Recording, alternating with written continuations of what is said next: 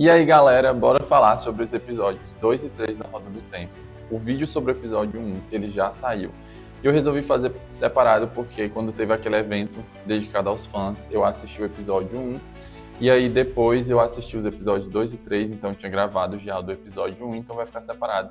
Mas vamos lá comentar um pouco sobre esses dois episódios. Fala Bozoca, eu sou o Edson, seja bem-vindo a mais um vídeo aqui no canal. No vídeo de hoje a gente vai falar um pouco sobre os episódios 2 e 3 e eu já convido você a se inscrever aqui no canal para você não perder nada. A gente vai falar muito sobre a Roda do Tempo, a gente vai ter live aqui comentando os episódios. Então já peço que você se inscreva, ajude o canal, deixe o seu like, porque é muito importante e ajuda demais o canal a crescer. E, consequentemente, quanto mais vídeos eu trouxer sobre a Roda do Tempo, mais pessoas eu consigo atingir e mais a série ela vai crescendo, mais fãs ela ganha. Convido você também para me acompanhar no meu TikTok e no meu Instagram, porque eu sempre posto conteúdos por lá sobre assuntos mais isolados, assuntos mais específicos.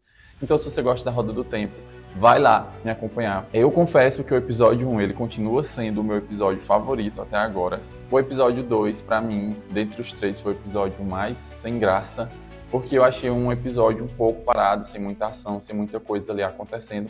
E a gente sabe que assistindo uma série de fantasia, uma série como a Roda do Tempo, a gente espera sim alguma movimentação um pouco mais potente, até porque isso é importante para tornar o episódio marcante e para fazer com que a história ela fique mais animada, dá um pouco mais de energia e incentiva a gente a assistir. Esse segundo episódio, ele é um episódio mais centrado na história da família da Elaine, onde a gente tem a apresentação na realidade da família dela. Começa ali com uns 20 anos atrás, quando a gente vê a Guerra de Sucessão, quando a Rainha Morgase, ela finalmente consegue estar ali no trono e se torna a Rainha de Andor. E aí a gente vê ali o momento da consagração dela e a decisão tão perspicaz que ela faz, que é super importante e que mostra que ela realmente é uma rainha bem feroz. Eu gostei muito da adaptação que eles fizeram, porque eu acho a Rainha Morgase assim, uma personagem muito sem graça, muito sem sal, e eu acredito que a personagem na adaptação, na história, na série, ela conseguiu ser bem mais interessante, misteriosa e assim o jeito dela um pouco mais petulante, um pouco mais marcante. É muito bacana porque nesse episódio a gente vê aí o encontro e a chegada da Siuan e da Elaida, o encontro delas duas, e aí a gente vê ali o desprezo que a Siuan tem, e eu adorei aquela cena das duas atrizes, tipo, que em poucos segundos elas conseguem demonstrar o sentimento que uma tem ali pela outra, o desprezo total e o descaso, então já fica altamente claro na troca de olhares que a Elaida ela não gosta de um pouco da Siuan e nem a Siuan gosta dela, então a gente já conseguiu perceber ali todo o atrito que vai rolar dentro da história. Nesse episódio também a gente tem então aí o embarque da trupe que vai para o deserto do Zael, a gente vê o Randy falando que na verdade eles não vão em busca da espada, né, de Kalandor, eles na verdade vão para o deserto do Zael, que segundo ele é um local onde nenhum dos abandonados procuraria ele, então a gente finalmente vai conhecer um pouco mais do Zael e a gente vê os grupos sendo repartidos para cada um dos seus arcos tomarem ali os rumos. O Randy, o Gwen, a Moraine, o Len e a Avienda desembarcam para o deserto do Zael, aí a gente vê o Perrin, o Loyal, Tiad e a Bain acompanhando ali o Perrin e o Loyal indo para Dois Rios. E a gente vê ali a Elaine, a Nynaeve e o Matt que continuam ali dentro da Torre Branca. E aí a gente tem uma surpresa nesse episódio que é um tanto quanto agradável. E aí eu vou falar para vocês assim sobre uma teoria que tá rolando e que pra mim faz total sentido. A gente tem a Rima Sedai aparecendo assim do nada nesse segundo episódio e aí fica tipo todo mundo, oxe, ela não foi pega, ela não virou Damani, o que aconteceu? Não tem nenhum tipo de explicação, a gente vê ela lá tentando curar, né, e entender um pouco mais sobre o que tá rolando ali com o Matt. E do nada realmente a Rima Sedai aparece. E aí criou-se uma teoria sobre essa aparição dela, porque faz total sentido. No episódio 3 a gente tem ali uma menção a Gaindral, que a gente já tinha uma noção e uma ideia de que ela iria aparecer, e aí se confirma cada vez mais, onde elas são citadas tanto a Gaindral quanto a Semirhage, que é uma abandonada, que ela é médica. Essa teoria eu já esclareço que ela não é uma teoria minha, ela foi criada, ela foi jogada, na verdade, no grupo de WhatsApp da Roda do Tempo Brasil, onde a gente comenta os episódios, aí tem muita galera por lá. E aí tem uma teoria rolando que é de que essa Rima Sedai, na verdade, ela não é a Rima que a gente conheceu. Ela, na verdade, é a Semirhage.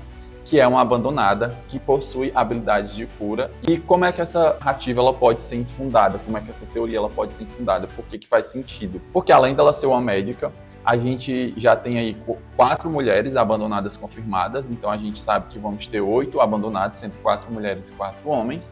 E a gente já tem a Lanfear, a Moghedien, a Gaindral, que foi citada, e a Semirhage, que também foi citada. Então, a gente sabe que a Messana a gente não vai ter.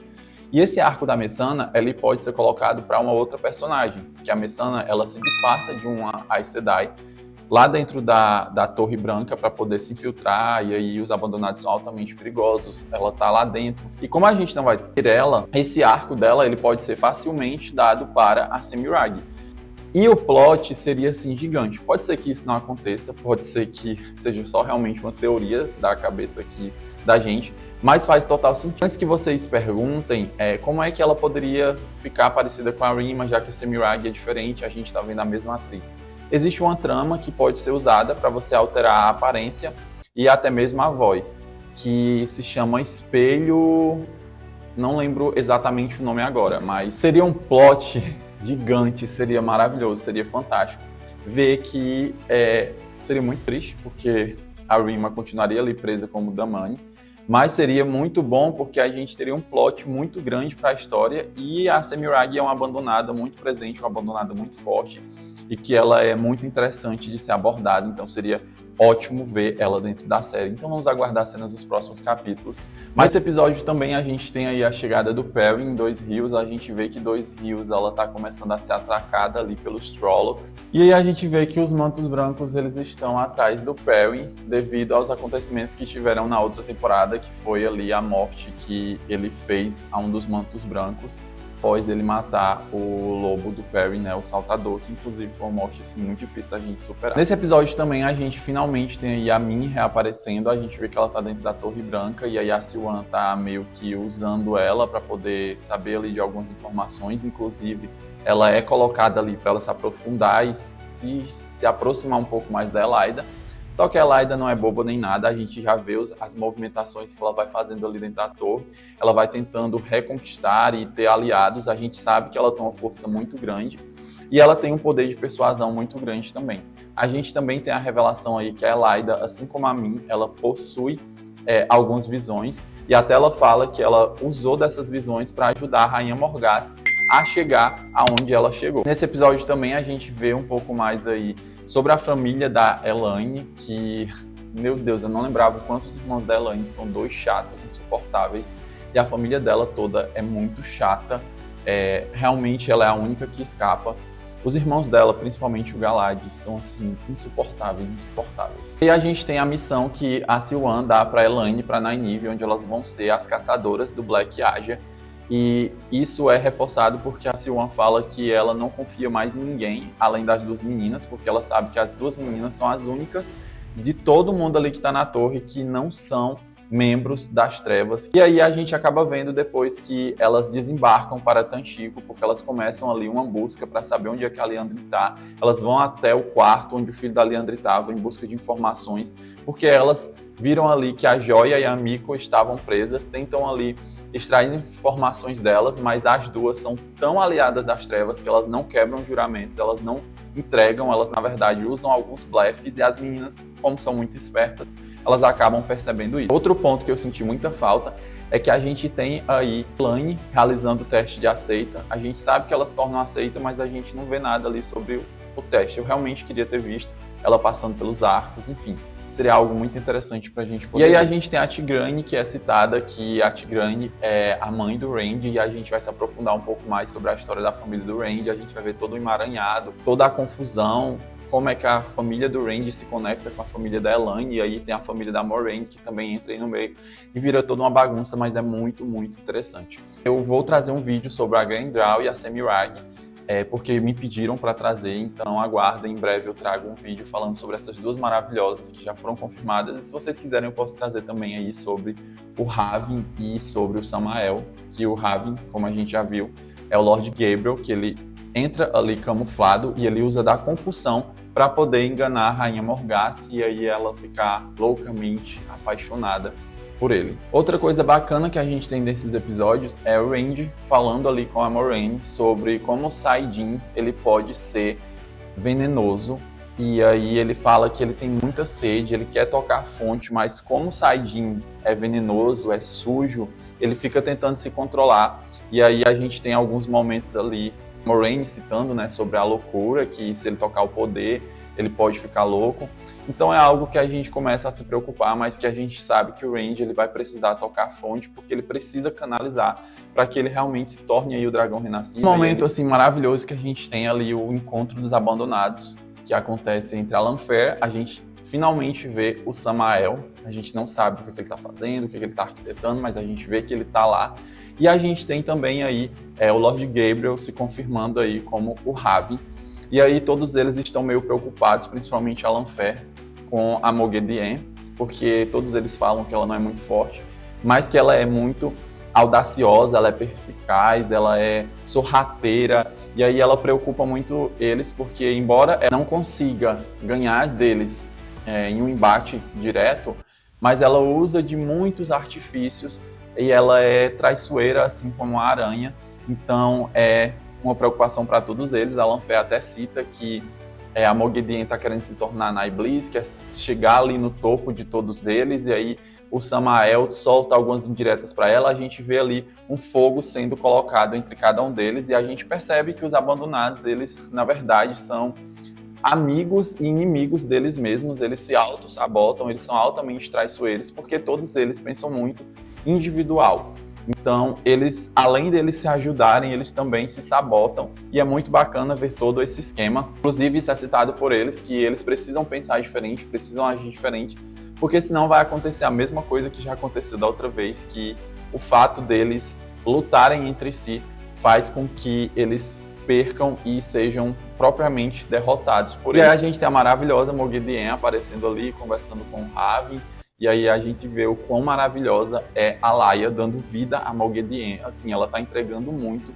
Eu tenho altas expectativas para ela nessa temporada. A Moghedien é, dentre os abandonados, a minha preferida, embora ela não seja mais forte. Mas eu gosto muito do estilo dela e principalmente como a série colocou as tramas, que eles estão investindo muito. Então, assim, tá muito perfeita essa temporada, principalmente porque eles evoluíram muito com relação a todos os efeitos. Outra informação interessante que a gente tem é a Miko falando sobre os Amagos, como é feita ali a divisão do Black Aja e que nem todas elas sabem os membros do Black Aja. Então não tem como elas entregarem umas às outras, porque é todo um sigilo que ocorre nessa facção das Amigas das Trevas, essas Aes Sedais imundas que compõem a Aja Negra. E aí a gente vê a Liandrin lá em Tanchico, e a gente tem um pouco mais sobre a história da Liandrin, onde a gente acaba descobrindo que ela engravidou muito nova, ela foi explorada, e a mesma família, o ex-marido dela que fez isso, a gente vê que continua acontecendo isso, uma exploração com crianças, com meninas muito jovens, e aí ela chega no meio de um casamento e ela faz vingança por ela e proteção ali para a menina. Então a gente tem um momento ali épico, a Liandrin tocando terror, arrancando ali o coração, e assim, eu acho fascinante a Kate dando vida a Liandrin. Ela é uma antagonista maravilhosa, embora assim ela tenha de certa forma um pouco mais de tempo de tela do que alguns abandonados. Até o momento eu acho que todo o tempo de tela que foi dado para ela foi muito bem dedicado, porque ela é de fato assim uma personagem principal dentro da história e que movimenta muito bem todo o contexto que vai acontecer. Lá em Dois Rios a gente vê que o Perrin ele ainda está amarrado ao passado, ele ainda sente muito a morte da Layla. E aí a gente vê que está acontecendo todo um reboliço, a gente vê a mãe da Egwene ali presente, a gente vê Dois Rios com um certo receio, com um certo medo. E aí a gente vê também que do nada a Alanna chegou lá e até então a gente não sabe por que a Alanna ela foi para lá. Eu particularmente acho que ela foi em busca de meninas que canalizam. Não sei se a gente vai ter essa descoberta agora das novas canalizadoras, mas a gente tem ali alguns rostos antigos aparecendo. A gente tem a mãe do Mat, as irmãs dele, a gente tem a mãe da Egwene e por aí vai. Esse arco de Dois Rios ele vai se aprofundar muito durante a história, a gente vai ver um crescimento muito grande do Perrin. A gente já viu que ele encontrou o grande amor da vida dele, que é a Fyle, que é uma personagem assim, muito, muito, muito boa. Uma personagem muito feroz e que eu particularmente gosto muito dela. Então a gente vai conhecer um pouco mais da história dos dois e a gente vai ver que o Perrin ele vai se desprender um pouco do passado e vai ter um crescimento gigante nessa temporada. Outro grande fato que acontece aqui nesses episódios é que a gente finalmente vê as novas habilidades da Elgwen que vão ser exploradas agora quando eles chegarem no deserto dos Aiel, onde a coitada está sendo atormentada ali pela Lanfé. E aí ela acha que é a Rhaena que está atormentando ela, quando na verdade não é. E aí ela acaba entrando no sonho da Bear e ela acha que foi a Bear que entrou no sonho dela, ela fica assustada. E aí a Bear fala que na verdade não, foi a Elgwen que invadiu o sonho dela, e é assim que a Bear acaba descobrindo que o Randy tá indo para lá junto com a Elgwen. E aí a gente já vê que a nossa maravilhosa sábia, a Aiel, já começa a abraçar ali a Elgwen de certa forma e vai ajudar ela a entender um pouco mais sobre as habilidades que ela vai descobrir aí um pouco mais à frente. E o deserto dos Aiel é assim maravilhoso, a gente vai descobrir muita coisa, muitas informações sobre o povo do dragão, que é assim fantástico. Outro ponto que a gente vê é que a Liandrin, ela não foi para Tanchico à toa, ela tá indo em busca de o Adan masculino, que é para ser usado para encolerar o Randy, que é um Adan que ele foi feito especificamente para os homens, para poder controlar, e aí ela quer colocar isso no Randy para poder controlar ele. E aí ela tem já o bracelete e elas estão procurando o Adan para poder encolerar ele. A gente vê que a Moghedien, ela realmente é sorrateira, ela age ali sem ninguém perceber que ela está por ali. O melhor de todos esses episódios foi ver o Mat surrando o Galad e o Gawyn, que são, assim, para mim, dois personagens totalmente insuportáveis. Eu adorei ver ali a surra que o Mat deu neles, eu tô adorando ver um pouco mais sobre o Mat do jeito que ele realmente é. Eu gostei demais de como eles estão explorando um pouco mais do Mat, e a gente vê que a Elayne, a Nynaeve, o Mat e a Min de surpresas estão embarcando ali para Tanchico para poder investigar mais sobre o Black Ajah. Então basicamente foi isso que a gente viu nesses episódios. Eu gostei muito do episódio 3, mais do que o episódio 2, porque o episódio 2 foi um episódio mais lento. Mas eu acho que a série ela conseguiu subir assim muito de nível e tem muita coisa boa ainda para rolar nessa temporada. Esse foi o vídeo de hoje.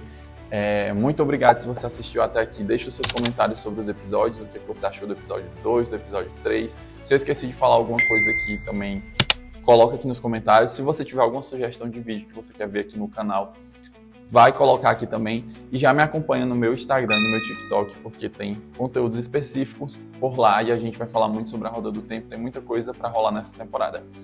É isso, muito obrigado, até um próximo vídeo. Tchau, tchau.